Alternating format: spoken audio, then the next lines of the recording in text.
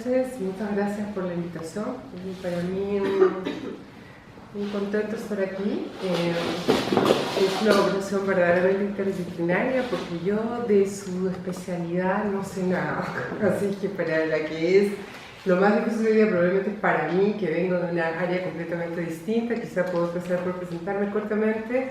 Yo misma tengo un camino interdisciplinario. Estudié psicología, hice psicoanálisis, me formé como psicoanalista.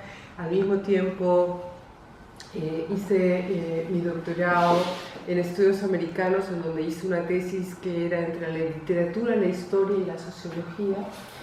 Y al mismo tiempo hice una formación en ciencias sociales y sociología, y en los últimos, ya muchos años, me hago mi vida así como yo y mis muchos yos, entre mi labor de psicoanalista como practicante, que no puedo dedicarle hoy mucho tiempo porque tengo muchas cosas que hacer, y trabajo como profesora y como investigadora en el área de sociología principalmente. Yo me he dedicado digamos que mis áreas de trabajo, mis áreas de investigación han sido básicamente cuestiones que tienen que ver con sociología de las normas, sociología de la individuación, etcétera, que no dice nada, pero quizá les diga un poco más, que para describir lo que yo he estado haciendo en los últimos años, yo podría decir que yo creo que yo llevo unos como 14, 15 años o más años haciendo investigación empírica y tratando de investigar sobre lo que son los efectos de las grandes transformaciones estructurales en las últimas décadas sobre la sociedad chilena, y en particular, porque la sociedad chilena es muy grande, sobre el lazo social, sobre los individuos y el lazo social, la manera de constituirse el lazo social de los individuos. Y en esa perspectiva he trabajado sobre desigualdades en las interacciones sociales, me importa la cosa más interactiva. He trabajado sobre cuestiones que tienen que ver con las formas de las exigencias que tiene para los individuos la vida social, son los elementos estructurales que definen la condición histórica hoy. He trabajado sobre y he escrito sobre la cuestión de qué clase de sujetos hay hoy. He trabajado sobre cómo las personas se sostienen en la vida social, qué es lo que hacen, cuáles son aquellos rendimientos que tienen que hacer para poder sostenerse en la vida social. Y entre todas estas muchas cosas que he estudiado, que he trabajado sobre la cuestión de autoridad. Y en particular, y para decirlo de manera específica, sobre el ejercicio de la autoridad, las formas en que se ejerce la autoridad en la sociedad chilena en particular, pero en general, aparte del trabajo empírico, me ha servido para hacer un trabajo más general, teórico, de pensar el problema de la autoridad y el ejercicio de la autoridad. Hoy dirijo un centro Núcleo Milenio sobre autoridad y asimetrías de poder. Son unos centros de investigación en el cual estamos trabajando sobre cómo se está reconfigurando las formas de ejercicio de poder y la gestión de las asimetrías de poder en la sociedad chilena después de todas estas al menos 4 décadas de grandes y profundos cambios en la sociedad. Y ahí conozco a Tai, porque Tai participa también en este centro de investigación que trata sobre ese tema en el campo, en cómo se reconfigura en el campo en varias esferas, la familia, el trabajo. Estamos empezando la cuestión de la educación, y una que es en donde está Tai y una profesora de ustedes, que es Slack, y algunas otras personas, que tiene que ver con cómo se reconfigura la gestión de las asimetrías de poder y la autoridad en el espacio público, ¿no? en la ciudad, en el fondo. Así que de ahí vengo. Lo que voy a presentar hoy día, porque me dijeron que era un poco más la idea, la cosa más teórica que los resultados de mi investigación, pero si ustedes quieren, cuando termine, pueden preguntarme sobre la cuestión de la investigación que he hecho, o les mencioné rápidamente. Y lo que me habían pedido más bien que trabajara en una cuestión, me dijeron que ustedes están trabajando sobre una cuestión del poder. Yo trabajo sobre autoridad, que no es así como directamente sobre la cuestión de poder, pero yo mandé algunos textos que son no es que los haya a discutir directamente, pero son como el horizonte ¿no? que está detrás de esta discusión. Hay una interlocución crítica con ambos, en lo que voy a presentar, con ambos autores que yo les había sugerido, pero vamos a dejar esas lecturas quizá para la hora de la discusión más concreta, si quieren traer cuestiones de las lecturas. Entonces voy a tratar de empezar por situar el problema de la autoridad. Yo creo que es importante empezar al menos por dar una definición básica de lo que es autoridad. ¿Qué es la autoridad? Y uno podría empezar por decir que la autoridad es un fenómeno, así como yo lo entiendo, y que es un fenómeno que permite un ejercicio de poder muy específico. O sea, en esa perspectiva, la autoridad tiene que ver con el poder, pero no puede ser confundida con el poder. ¿Está claro? O sea, una cosa es el poder, que es un tema más general, mientras que la autoridad es un fenómeno que permite un ejercicio de poder, pero es un bien específico ejercicio de poder. Es así como yo entiendo la cuestión de la autoridad. Me parece que es importante entender la autoridad porque tiene muchos rendimientos para la manera en que uno entiende o que permiten entender la vida social, las interacciones sociales, los vínculos entre los actores y en general. Entonces, de eso estamos hablando. ¿Y qué es lo que ha sido discutido generalmente? Yo voy a volver sobre eso, pero estoy tratando de como poner los puntos básicos de entrada. Este fenómeno de la autoridad, que es una específica forma de ejercer la autoridad, es una forma de ejercicio de la autoridad que permite que alguien influya sobre la voluntad o sobre la acción de otro o sobre la opinión de otro, que ejerce una influencia sobre otro, que es una influencia que tiene efectos performativos, es decir, que hace que efectivamente alguien haga algo, piense algo de una manera u otra, y entonces tiene esta propiedad de que alguien influye sobre otro, pero, y esto es lo esencial, es un tipo de influencia sobre la acción del otro, que no implica ejercicios de violencia ni de poder. De violencia o coacción física, de poder. Hay poder ahí, pero no hay un ejercicio de coacción física, no hay violencia, no hay fuerza en ese sentido violenta de coacción. Es decir, yo consigo que el otro haga algo, pero sin coaccionarlo físicamente ni ejercer violencia. Entonces, por eso es que digo que es una forma específica del ejercicio de poder, porque la noción de poder es una noción muy amplia. Esto permite, en ese sentido, es un mecanismo de gestión, ¿no? de las asimetrías de poder. Y para cerrar el misterio, porque es como a lo que voy a tratar de llegar, pero lo develamos, así que no tenemos ninguna novela policial en el centro, soy mala para eso, así que mejor digo mis titulares y después los desarrollo.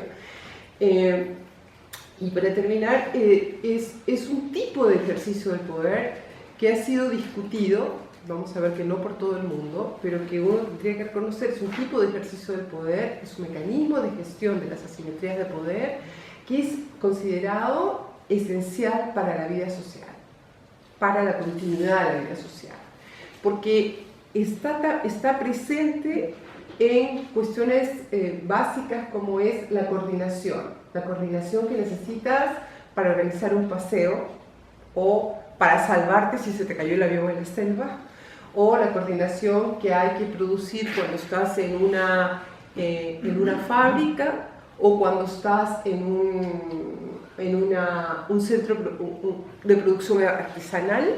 En diferentes instancias de la vida social, la autoridad es central porque permite que esas tareas sociales se desarrollen. la coordinación, pero también la reproducción social, porque por ejemplo la autoridad está en el centro de las tareas que cumplen los padres respecto a los hijos, ¿no? En la crianza de los hijos, en las tareas que cumplen los maestros respecto a los educandos o educandas en los colegios o en las universidades. Es decir, es un fenómeno que es un fenómeno vital para la vida social, porque permite la existencia de estas asimetrías de poder, la existencia de jerarquías que son necesarias para la vida social. Si todos opinamos al mismo tiempo o sobre cómo, no sé, cómo podemos producir un cuenco de arcilla y cada uno tiene opiniones distintas, no vamos a llegar muy lejos y cada vez tenemos que discutir cómo se hace el cuenco de arcilla.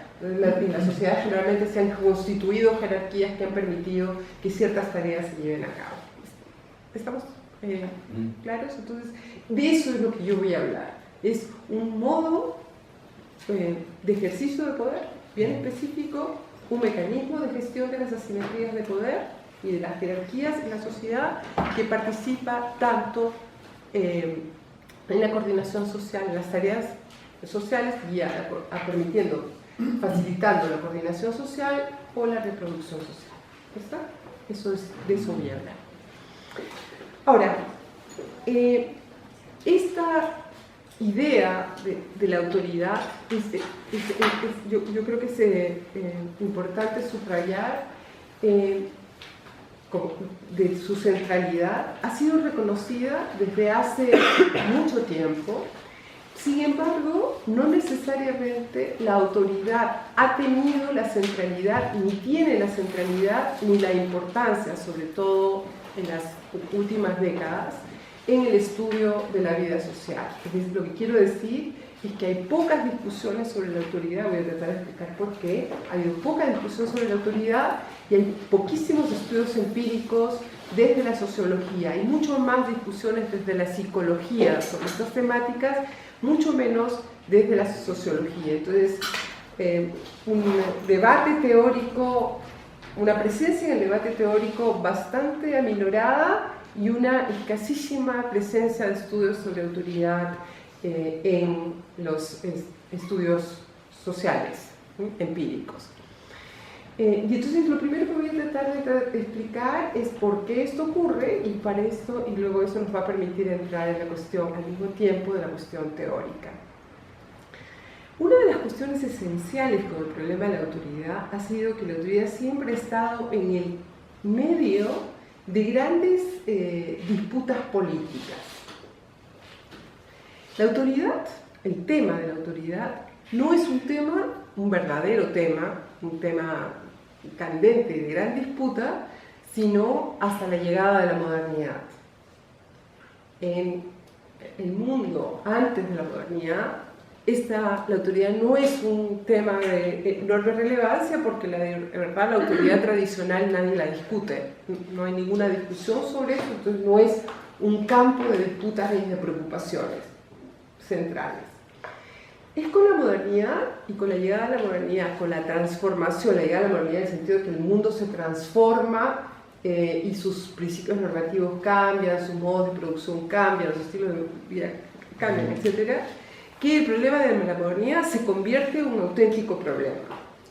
Para empezar, hay que recordar que la modernidad llega de la mano con, nutrida, se nutre de la ilustración, ¿cierto? Y eso implica ciertas ideas que son bien importantes, y en eso particularmente es importante el pensamiento de Kant, que va a colocar, o sea, va a producir, ¿no?, una enorme sospecha respecto a la autoridad, que es vinculada es pensada siempre como autoridad tradicional y vinculada al mundo anterior, porque la autoridad, según Kant, es algo que atenta contra la autonomía.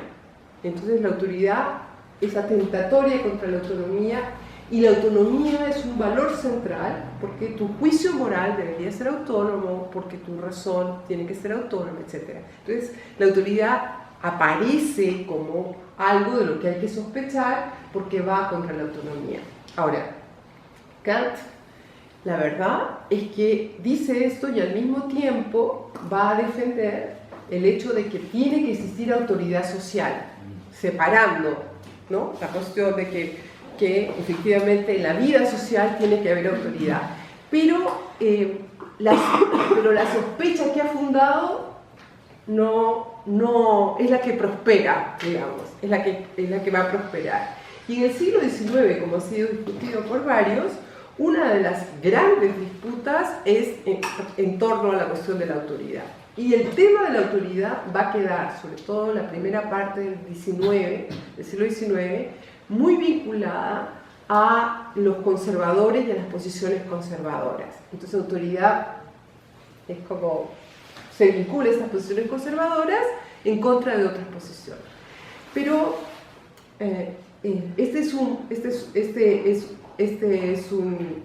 una parte de esta discusión.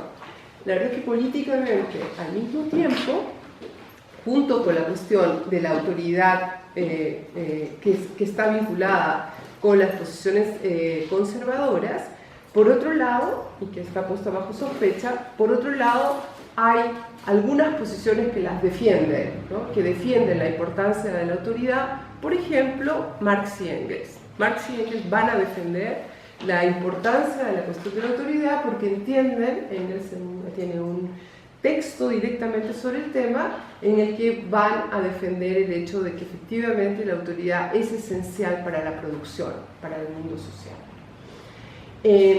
Siglo XIX, entonces uno puede encontrar estas diferentes posiciones, mientras que los grandes enemigos de la autoridad van a estar básicamente en unas posiciones anarquistas y los liberales, que tienen algo de primos hermanos en el fondo, y entonces estas dos posiciones van a ser las más críticas respecto a la autoridad.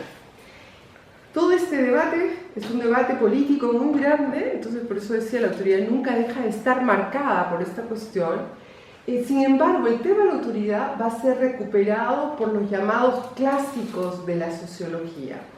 Los clásicos de la sociología que son Durkheim, Weber, Simmel y otros más. Por lo menos ellos tres vuelven a recoger este tema y van a hacer una cosa muy importante que es plantear la importancia de la autoridad para la vida social, o sea, subrayar que la autoridad, no se puede pensar la vida social sin autoridad, no se puede pensar el orden social sin pensar en el problema de la autoridad. Los tres autores y otros más van a recoger en ese momento la importancia de la autoridad, aunque le van a dar un valor ambivalente, ¿no? O sea, como lo vamos a ver un momento más, Weber cree que la autoridad es esencial, al mismo tiempo lo vincula con el problema del dominio y al mismo tiempo por momentos lo piensa como un problema, o sea, como un fenómeno subordinado a la cuestión de la dominación. Pero bueno, van a recuperar la cuestión de la autoridad. El tema de la autoridad. Pero va a durar poco tiempo esta recuperación del tema de la autoridad de manera positiva, o al menos ¿no?, recuperando esta idea de que si no piensas la autoridad no puedes pensar la vida social, tienes que pensarla. Porque comienzan a emerger voces críticas, y estas voces críticas que empiezan, bueno, ya desde la escuela de Frankfurt, Horkheimer y luego Adorno, estas voces críticas van a ir aumentando en vinculación con dos grandes fenómenos o procesos históricos. El primero es, estas críticas van a venir de un lado como resultado del fascismo alemán y el genocidio que resultó de este régimen nazista, y entonces puesta en cuestión la autoridad y puesta en cuestión la idea de la obediencia. La autoridad es puesta en sospecha porque ese régimen y ese momento histórico muestra cuáles son las consecuencias tremendas del ejercicio de la autoridad y de la obediencia y por lo tanto también de las derivas de la autoridad, que es estas formas de autoritarismo. Esa es una de las vías por las cuales la autoridad nuevamente es puesta en cuestión.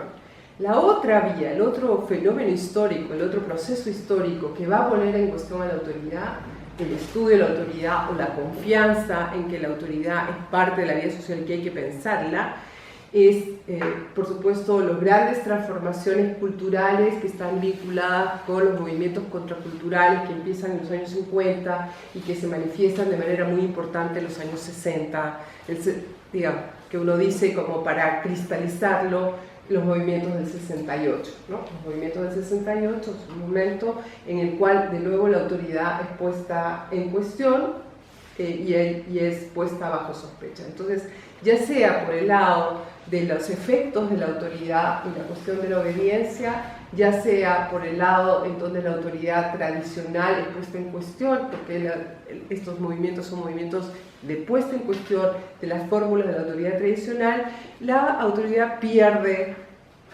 en importancia y esta conciencia de que, bueno, es un elemento, un fenómeno constitutivo de la vida social, se abandona. Estoy hablando más de la cosa teórica, hasta que vuelve de manera importante. No es que apareciera recién el tema de la crisis de la autoridad. La crisis de la autoridad es discutida por Arendt en los años 60 y en adelante, han habido quienes lo han mantenido, pero en las últimas décadas ha habido una enorme discusión sobre la crisis de la autoridad, que llegó como una discusión que es una discusión, de nuevo, generalmente planteada por posiciones muy conservadoras, planteando la caída de la autoridad y los riesgos que eso implica para la sociedad más adelante. Es el argumento, así vuelve la cuestión de la autoridad. Los más sensibles, por un lado, posiciones conservadoras y por otras, pero después va ampliándose el campo del debate sobre autoridad, y no es solamente la idea de que habría que volver a la antigua autoridad, en ese sentido conservador, políticamente. Conservador quiere decir tratar de conservar lo existente. Pero entonces se va ampliando y entonces el problema de la crisis de la autoridad va a ser especialmente sensible en las áreas que tienen que ver con la crianza de los niños, por eso la psicología, o en el colegio, en las escuelas, por la cuestión de la autoridad pedagógica. Entonces ahí es donde comienza a aumentar el número de estudios que tienen que ver con esta conciencia de que la escuela está en una crisis y uno de los factores de crisis de la escuela es la cuestión de la autoridad. Y también que la crianza de los niños o la relación entre padres e hijos está en crisis y que esta crisis tiene que ver con la cuestión de la autoridad, con los cambios societales que están ocurriendo y como una autoridad tradicional, una autoridad tradicional no está funcionando más y son dos grandes espacios que están puestos en cuestión. Por supuesto, esto está avanzando y esta cuestión de la autoridad, que era un problema sobre para la escuela, va a la universidad, y esta cuestión de la autoridad que empieza, estoy haciendo un resumen, pero empieza a ser una discusión en el campo de la crianza de los niños, la psicología, etcétera, o la cuestión de la escuela, va a la política, y cada vez vemos más estas discusiones sobre desafección política y el problema de la autoridad política, y así sucesivamente. O sea, vamos viendo cómo en diferentes ámbitos estos grandes procesos y esta llamada crisis de la autoridad, a mí no me gusta llamar la crisis de la autoridad, pero esta supuesta crisis de la autoridad, o como la llaman, va ampliando. Yo creo que es complicado decir crisis de la autoridad, porque crisis es como algo de... O sea, creo que es más interesante que hablar de crisis, y que tiene un sentido de conmoción y a veces muy negativo. Yo creo que es mucho más interesante hablar de cómo se está reconfigurando la autoridad, cómo estamos observando formas de reconfiguración de la autoridad por las transformaciones societales que hemos enfrentado. ¿Está? Entonces este es como el marco histórico del problema de la autoridad. Por las razones que acabo de explicar, por estas razones, lo vamos a ver bastante más, el trabajo sobre la autoridad, como lo dije en un momento, tanto teórico como empírico, se restringió por muchas décadas y hoy me parece comienza a haber una conciencia cada vez más grande que hay que poder pensar la autoridad, pero hay que poder pensarla, me parece, en nuevos términos también teóricamente. Pero eso lo podemos dejar para el final. Quizá lo interesante es ver ahora y entrar a esta cuestión más teórica de las maneras en que ha sido trabajado el problema de la autoridad o digamos, el destino que ha tenido la cuestión de la autoridad en la teoría social.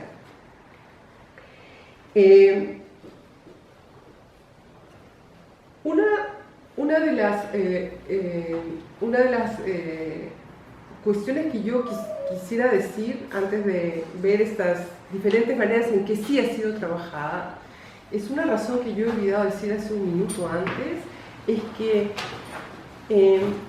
por diferentes razones que tenían que ver, por supuesto, con los cambios culturales, la posguerra y sus efectos, etc., una de las cuestiones esenciales en la teoría fue el problema del poder a partir de los años 50, 60, o sea, hacia los 60.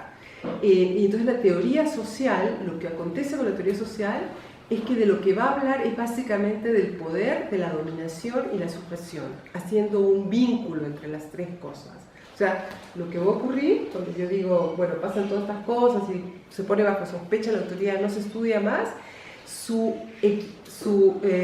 expresión en términos de la teoría social es que en realidad la teoría social está más preocupada del problema del poder, dominación y sujeción. Y entonces los grandes autores que han trabajado sobre estas cuestiones lo abordan desde ahí. Piensen en Foucault, que es alguien que ustedes tenían que, bueno, yo voy a mandar un texto de él, pero también uno puede pensar en Althusser, o sea, ¿no?, la tradición marxista, y posteriormente en Castoriadis. O sea, es toda una tradición en la que el poder, el problema del poder, es trabajado principalmente a partir de la cuestión de la dominación y la sujeción.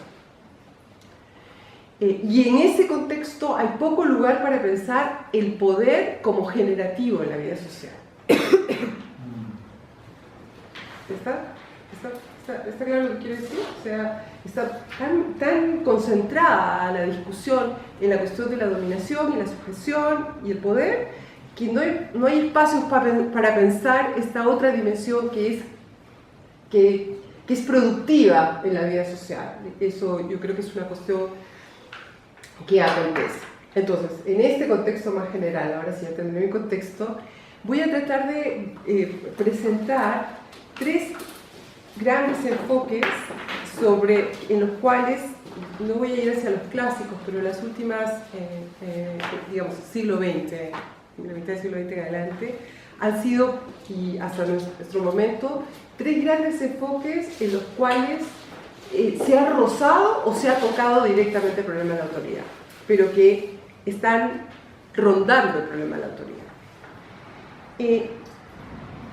La pregunta de por qué las personas se someten a la voluntad de los otros es una pregunta muy antigua en la teoría social, o sea, pero esa es la pregunta que está, o sea, ¿por qué la gente hace lo que hace obedeciendo a otro, o por qué la gente hace lo que hace siguiendo la influencia de otro? Esa es una pregunta, es la pregunta general que está detrás de este problema. Es una pregunta a la que responde la autoridad, pero como vamos a ver, se le puede dar respuesta de diferente manera. Hay al menos tres enfoques en que esta preocupación, ¿no? O sea, ¿por qué en la vida social? Porque eso hace la gente que hace sociología, trata de explicar cómo funciona la vida social y por qué funciona la vida social, etc. Han habido al menos tres grandes enfoques para responderlo. Un primer enfoque ha sido plantear que las personas actúan como actúan y obedecen o someten su voluntad a otros, básicamente porque sufren la coacción externa. Son coaccionados externamente.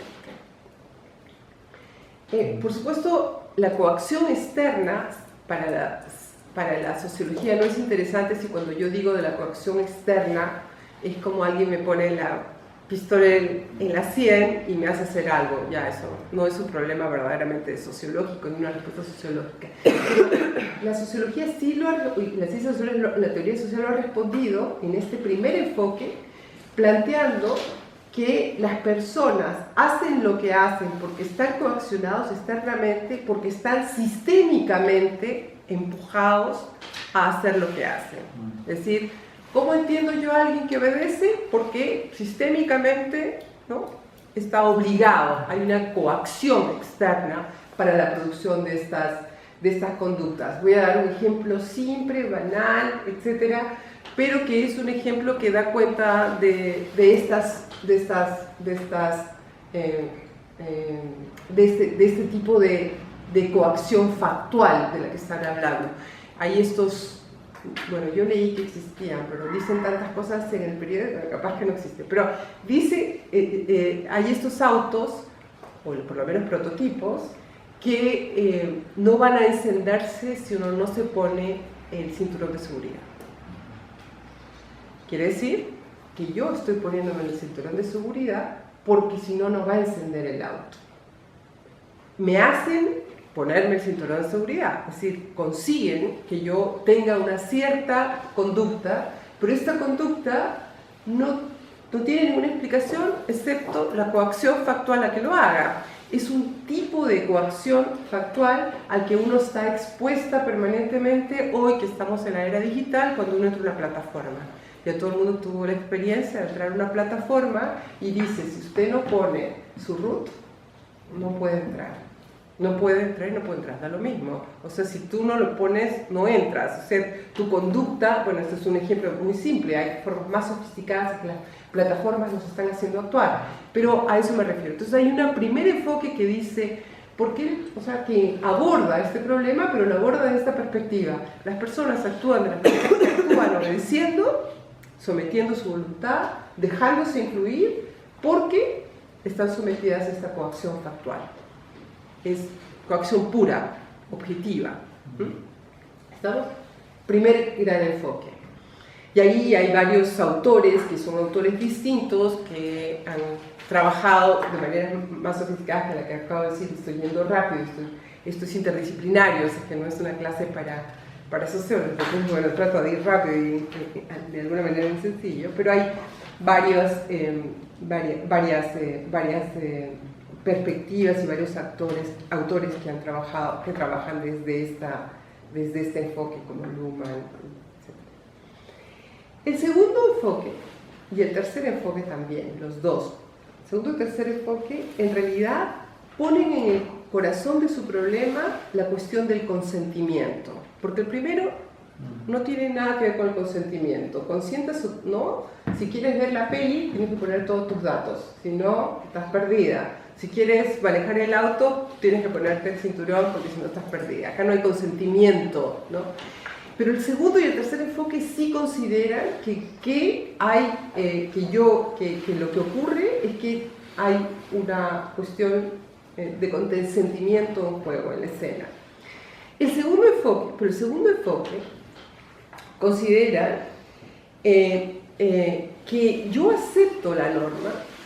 Consentimiento quiere decir que yo acepto la norma, pero la acepto porque he sido coaccionado a hacerlo, pero no coacción factual y objetiva, sino porque a través de diferentes procesos han conseguido que yo consienta en la situación, ¿no?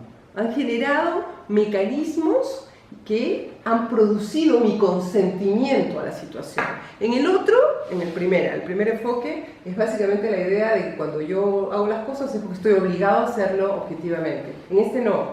En este segundo tipo de enfoque, no. Yo soy...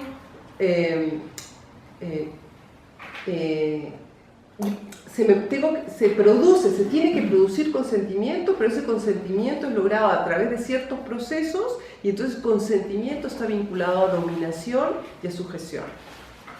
¿Está claro? ¿sí? Entonces consigo comprarme el auto pensando que yo quiero comprarme el auto, pero en realidad estoy comprándome el auto porque en realidad he sido, no sé, por medio de la interpelación o por medio de la alienación o por medio de diferentes mecanismos. Cada autora lo piensa de manera distinta, pero todos estos tipos de autores de los que estamos hablando ahora, que van desde Bourdieu, pasando por Foucault, o sea, una cantidad de autores, lo que piensan es que cuando yo consiento, lo que está ocurriendo ahí es que han habido mecanismos, dispositivos, procesos que han generado ese consentimiento, y ese consentimiento ha sido constituido en el marco de haber producido mi sujeción y mi dominación. ¿Está? Segundo tipo de enfoques que hay muchos más autores que Bourdieu y Foucault, pero estamos mencionando básicamente la entrada de cómo se explica esto.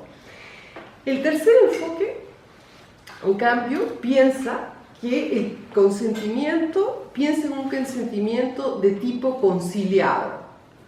Es decir, piensa que para la generación del consentimiento, en la generación del consentimiento hay al menos un pequeño espacio de autonomía y agencia que le toca a los individuos, aunque sea pequeñito, aunque sea chiquitito, pero hay algo del orden de la agencia, algo que acontece en el propio individuo y que explica ese consentimiento. Y entonces, que puede ser, y que está vinculado con la idea, que no es una idea muy actual, es una idea que viene ya. Simmel, que es un sociólogo del siglo XIX, decía que en la autoridad siempre hay espacios de libertad, porque si no, no estamos entendiendo lo que está pasando. Entonces son enfoques que le dan y que sugiere que no todo es dominación y que no todo es sujeción, y que cuando hay este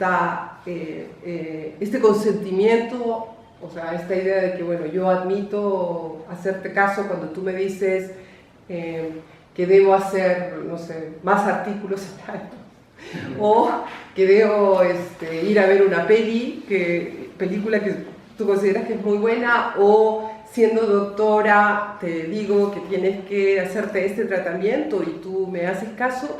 En todo eso, ¿no? Este tipo de enfoque dice, bueno, ahí no solamente cuando hay consentimiento, no solamente se puede explicar por sujeción y por dominación. Hay escenas en las cuales ese consentimiento, hay que entender que en el caso específico de la autoridad, el consentimiento implica una adhesión a la situación de la persona que está conciliada con su propio acto. Gadamer, que bueno, es un filósofo que quizás ustedes conocen, es alguien que va a subrayar profundamente eso, y haciendo una crítica a Weber, diciéndole no todo es mando y obediencia, no todo es dominación, no todo es pérdida de autonomía. Está también el hecho de que yo reconozco la autoridad de alguien porque encuentro que alguien sabe más que yo. Y entonces hay un acto de reconocimiento y de aceptación en esa escena de autoridad que pensarlo de la otra manera no lo incorpora.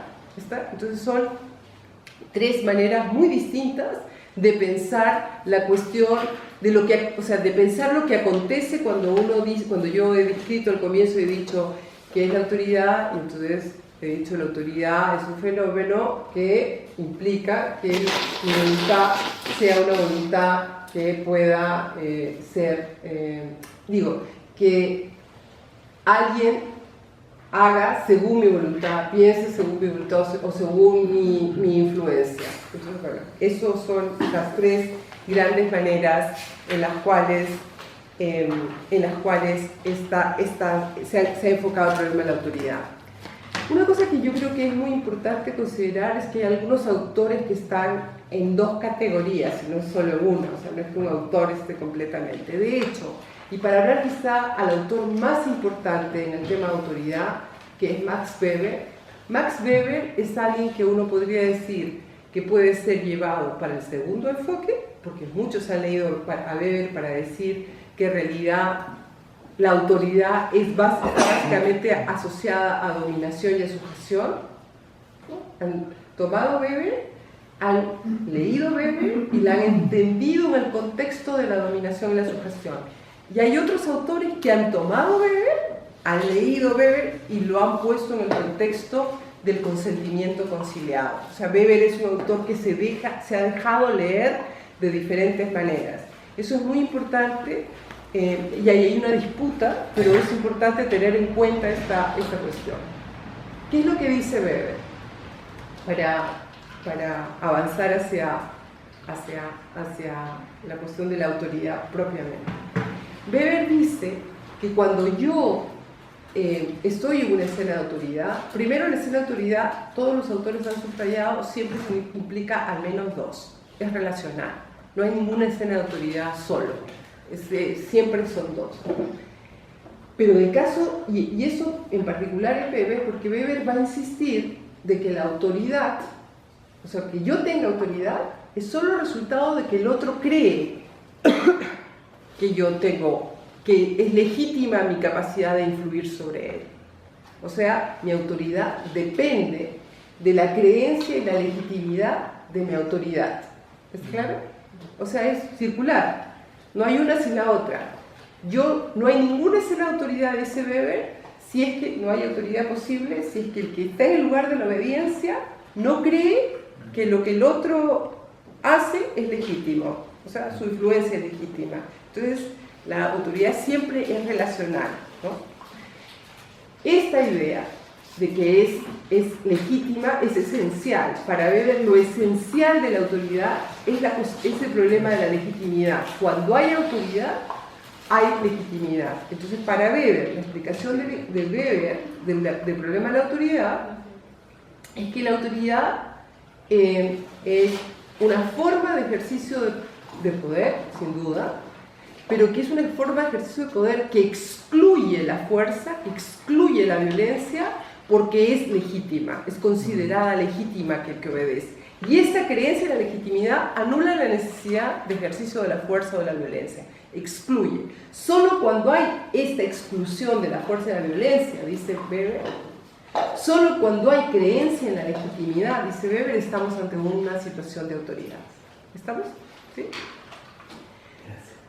Eso es lo que dice Weber. Entonces, para volver a lo que había dicho antes, entonces para algunos, esa creencia en la legitimidad, ese camino de creencia en la legitimidad que me sostiene, es resultado de la sujeción y la dominación.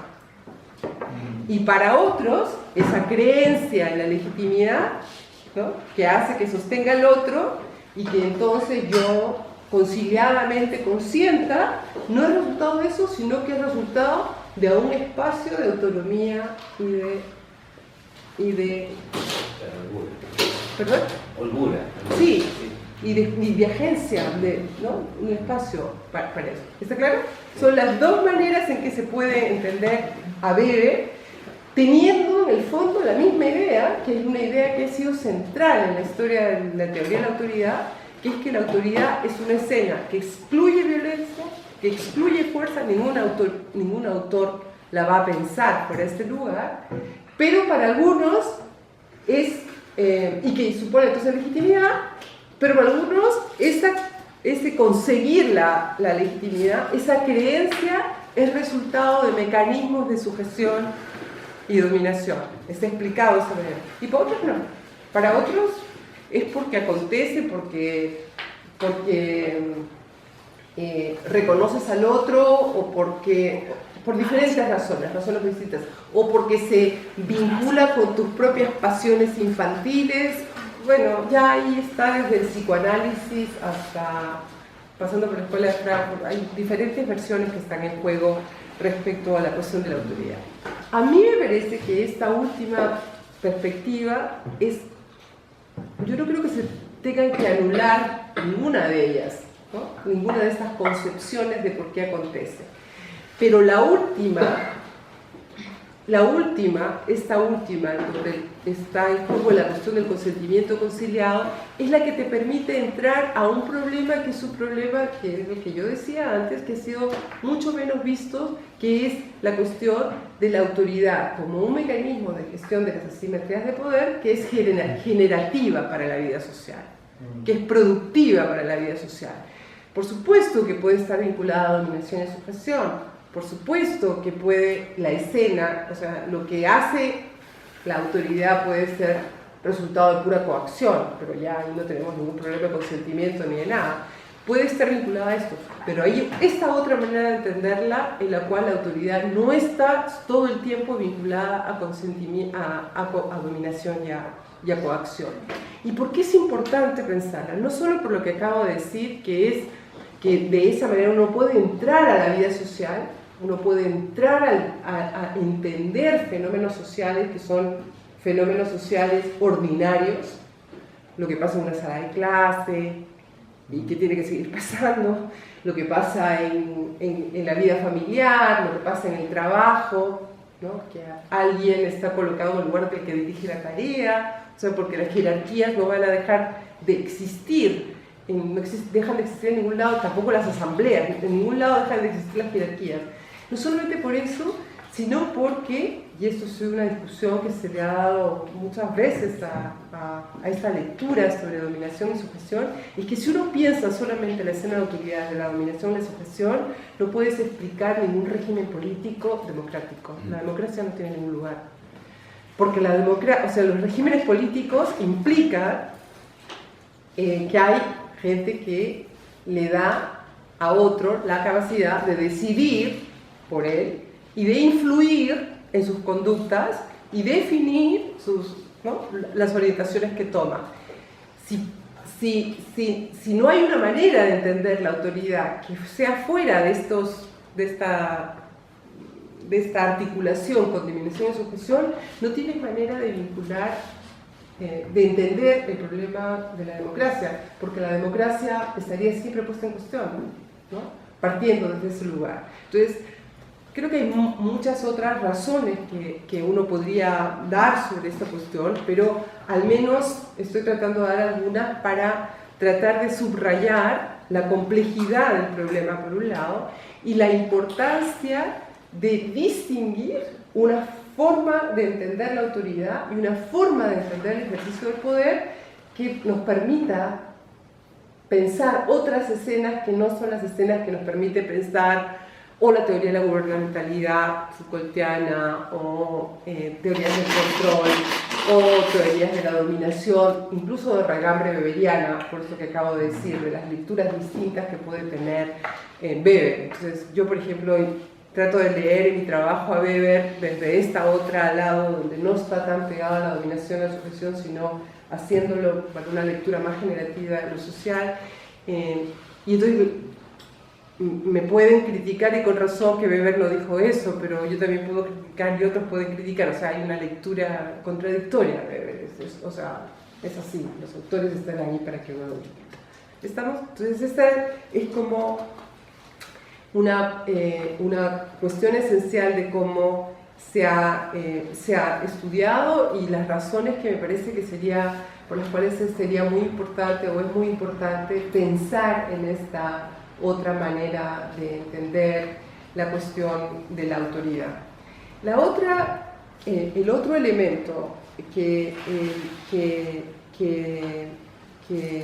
creo que vale la pena subrayar respecto a una manera de entender la autoridad como la estoy planteando, o sea, de subrayar este tercer enfoque, es que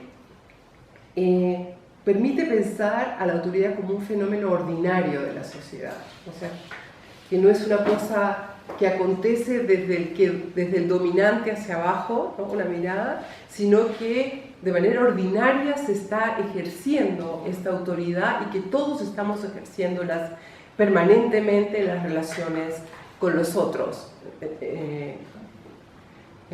y de manera alternante.